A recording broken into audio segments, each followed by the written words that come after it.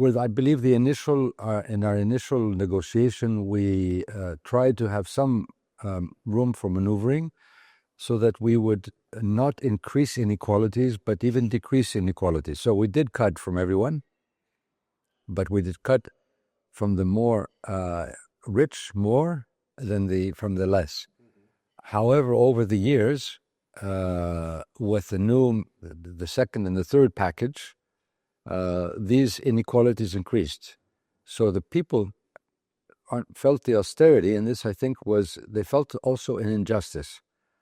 I think the most difficult problem which we all face, and it's not just Greece, is we are in a globalized capitalist economy. Well, exactly. The German press, unfortunately, at least a large part, not everyone, but a large part of the German press, easily was Greek bashing, bullying Greece, if you like, and unjustly so, because we were making major reforms, the most difficult reforms any other country had done. OECD said we were number one in reforms, and we did number one in cuts. So it was very painful. So instead of saying bravo to the Greeks for supporting this policy, they were bashing Greeks, telling them how lazy they are, how they were dancing, and just dancing and just ouzo drinking and zorba drinking, all this stereotype of the Greek, which is not true. Because, as I said before, the OECD I looked at the numbers of the OECD, and Greeks work more hours than any other OECD country, except for Chile and South Korea. A good question, but I think it was, I believe that we were moving into a second package. I had got a very strong mandate as Prime Minister, and I did the work of the first package, so there was a second package. I had a choice to go to elections or to referendum. I knew in the elections there would be a lot of demagoguery. Yeah. Everybody would say, we will solve it, we will do this, the Russians will help us. There were all this fake news, Russians will come to solve the problem, or maybe the Chinese, or maybe we will, we will go bankrupt and we will be fine. Others said, some said even leave the euro. So I said this was not responsible. But it is responsible to ask the people, will you be ready? And we had also negotiated the biggest debt cut in history of the last, not only for Greece, for the last half century at least, so more over 100 billion was cut in the debt.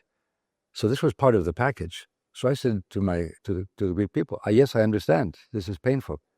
Do you want this package? Do you want to stay in the euro with this package?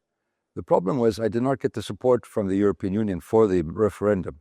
Had I gotten the support, I think we would have won the referendum, I believe, and then it would have been much quicker to leave because it took 10 years in the end to come out of this crisis in Greece, a very long time. So the referendum would have been crucial. But because there was such an outcry against me, I said, listen, I need a wide consensus. It's either going to come from our citizens or we make a coalition government. I said, okay, I will do a coalition government, and I forced a coalition government through the referendum, but the term was, you do not be the prime minister. I said, I will sacrifice being prime minister because I'm working for the country, not for myself, if everyone follows the program. And they agreed. In the end, in the practice, things went slower than I expected, but they did agree, and we made a coalition government. That is why I resigned. So we have a concentration of power in the hands of the few in the financial world, in the digital world, in the pharmaceutical world, in the agro business. There is so much power, energy, of course, too. There's so much power now concentrated in the hands of the few. This is the democratic threat. We need tools at the national level and the local level to bring more participation. But I think we have more power in Europe than we expect. But it also means we need to look at some areas which I believe are very important for democracy, and it is the digital space. So the digital space now has taken over the public space. Yeah.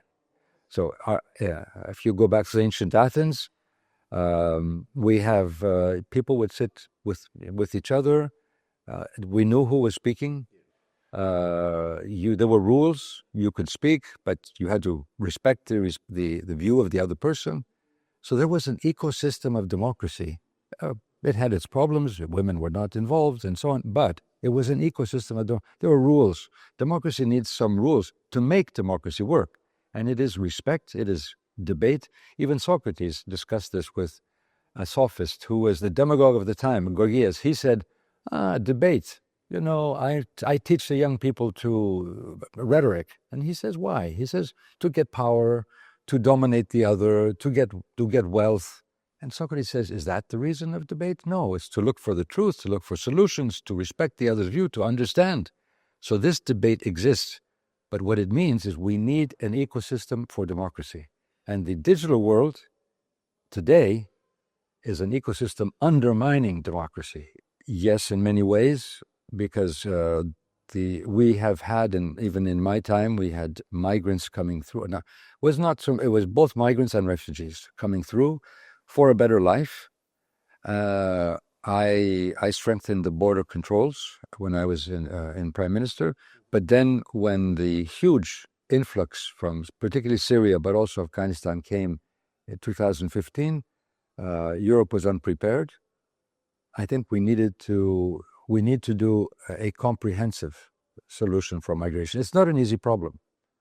But I do not think that this populist idea that you just close borders is going to work. The problem will still be there. People will jump the wall one way or another. We need to find comprehensive solutions. First of all, how we help certain parts of this world, why they have the crisis. The environmental crisis is going to bring many migrants from Africa, for example. Secondly, we need to integrate them well into our societies. We need more education to make them citizens of Europe.